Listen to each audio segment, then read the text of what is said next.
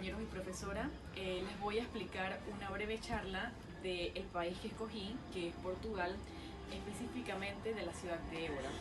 Escogí el mismo porque realmente me llamó la atención la cantidad de centros históricos que conlleva esta ciudad, que les voy a explicar a continuación. Évora es Patrimonio Mundial de la UNESCO desde 1986. La razón principal para esta distinción es el hecho de que Évora es el mejor ejemplo de la ciudad de Portugal, después de la destrucción de Lisboa en el terremoto de 1755. Las ciudades del Museo de Évora tienen raíces que se remontan en la época del Imperio Romano. La ciudad todavía conserva en gran parte de su área central vestigios de diversas civilizaciones y culturas, como son celtas, romanos, árabes, judíos y cristianos, influyeron en la cultura evorense. Otros pueblos que también son de suma importancia dentro de la construcción de este patrimonio fueron los visígodos, que hicieron modificaciones en la muralla defensiva, pero también los moros. Estos mejoraron las defensas añadiendo portones fortificados. Además de estos, los moros aún hoy en día marcan su presencia en algunos nombres de las calles, en el centro histórico de la UNESCO de Évora. Los nombres sobrevivieron incluso a la reconquista cristiana. Ok, dentro de la ciudad de Évora, la verdad es que tiene poca actividad industrial, siendo principalmente este un centro de comercio agrícola, aunque existen manufacturas textiles y de defunción. Me voy a centrar realmente en la cantidad de centros históricos que contiene Évora, porque a pesar de que tiene pocos industriales y pocos centros arqueológicos, lo que más pesa en ellos es la historia, pues. Y voy a mencionar a continuación los diversos museos, templos, iglesias que contiene esta ciudad. El centro histórico de la ciudad de Évora tiene aproximadamente unas 107 hectáreas. Está compuesto por multitud de calles estrechas y por variadas plazas. En ellas podemos encontrar hoy en día restos de culturas diferentes tanto como árabe, romanas, judías y por supuesto las cristianas. En especial que en el siglo XV, donde experimentó el máximo apogeo. A continuación les presentaré los principales monumentos de las ciudades, como lo son el Templo de Évora, la Catedral de Évora, la Iglesia de San Francisco, la Capilla de los Huesos, el Palacio de Don Manuel, la Torre Sisebuto y el Museo de Évora. Aunque el Templo Romano de Évora a menudo es llamado el Templo de Diana, no hay ninguna prueba arqueológica que asocie el templo con la divinidad romana. Esta asociación es únicamente fruto de una leyenda creada por un sacerdote portugués en siglos pasados. En realidad, lo más probable es que el templo fuera construido en honor a César Augusto, que fue venerado como Dios, durante y después de su gobierno. El templo fue construido a principios del primer siglo antes de Cristo, en el Foro de Évora, y modificado en los siglos segundos y terceros.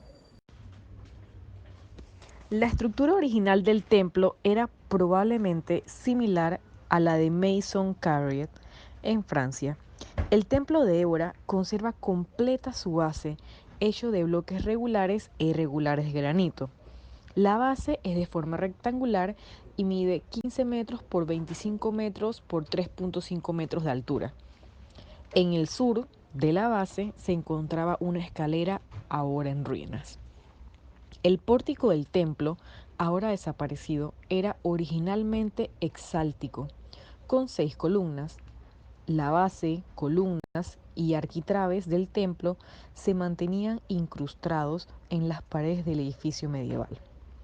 Un total de 14 columnas de granito se mantienen en el pie, en el lado norte de la base. Muchas de ellas todavía conservan sus capiteles de orden corintio sostenidos del arquitrabe. La Catedral de Évora es una de las más importantes y antiguas de Portugal.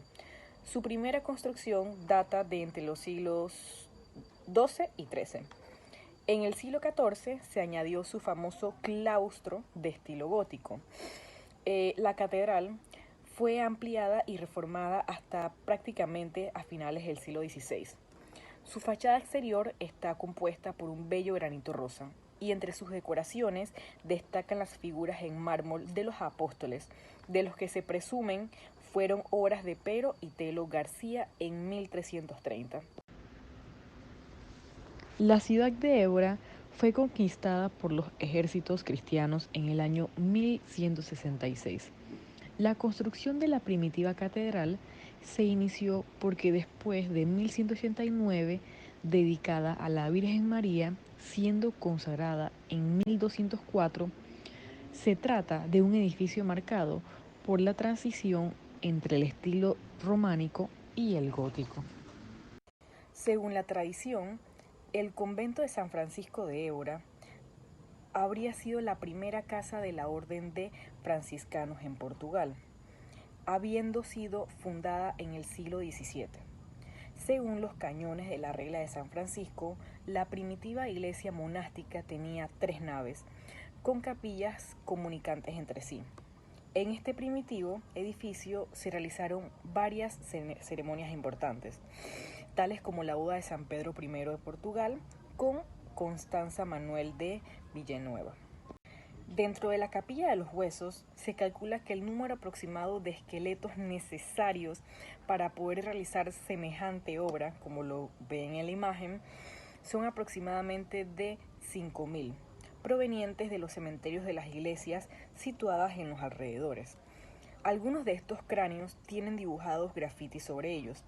Además, 2 cadáveres disecados, uno de ellos perteneciente a un niño y otro que estaban simplemente colgados como unas cadenas. Adicional, las paredes y la parte de las bóvedas de la capilla están revestidas de millares y millares de huesos humanos, que ilustran la idea de monjes fundadores, expresada en la frase que está encima del pórtico de la capilla: nosotros los huesos que aquí estamos, por vuestros esperamos. La capilla fue construida en los siglos XVI y XVII en el lugar del primitivo dormitorio de los frailes. Su construcción partió de la iniciativa de 3 frailes franciscanos que querían proporcionar una mejor reflexión acerca de la brevedad de la vida humana.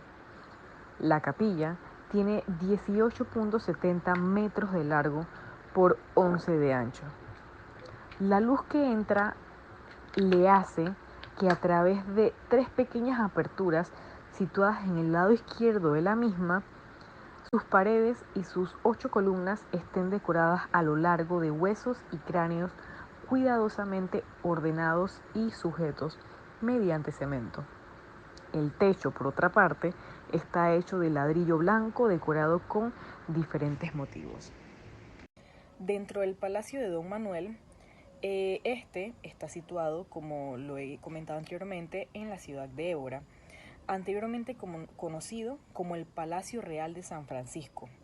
Fue construido por Alfonso V, que deseaba tener en la ciudad un espacio real.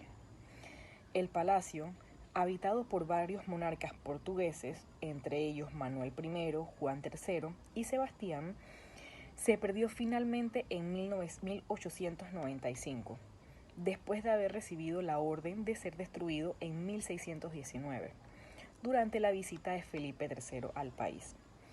Hoy en día, los que quedan del palacio es solo la Galería de las Damas, representante destacado del estilo manuelino. Dentro del Museo de Évora, el Museo Nacional Fray Manuel de Cenáculo, que es su nombre formal, popularmente que es conocido como el Museo de Évora, sumamente famoso. Es un museo nacional, ocupa el antiguo Palacio Episcopal del lado de la Catedral de Évora, en pleno centro histórico de la ciudad. Un poco más de lo que es la historia es de que los orígenes del museo se remontan aproximadamente desde los 1804 alrededor de 1915, cuando el arzobispo de Évora, Fray Manuel, coleccionista eléctrico, creó la Biblia Pública de Évora, donde también organizó una colecta de arte. Sin embargo, el Museo de Évora fue creado oficialmente en 1915, después de la implementación de la República, y fue instalado en el antiguo Palacio Episcopal, que aún es su sede principal. En conclusión, la verdad es que esta charla siento que ha sido algo totalmente enriquecedor, para que las personas de afuera sepan lo que es realmente un patrimonio histórico.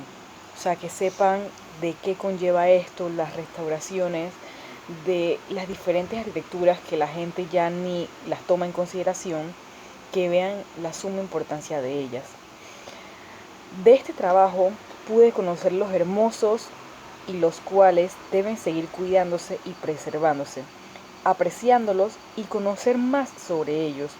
Cada uno ha sido un propósito y su carga histórica es valiosamente. Considero valioso y merece la pena ser disfrutado por las futuras generaciones.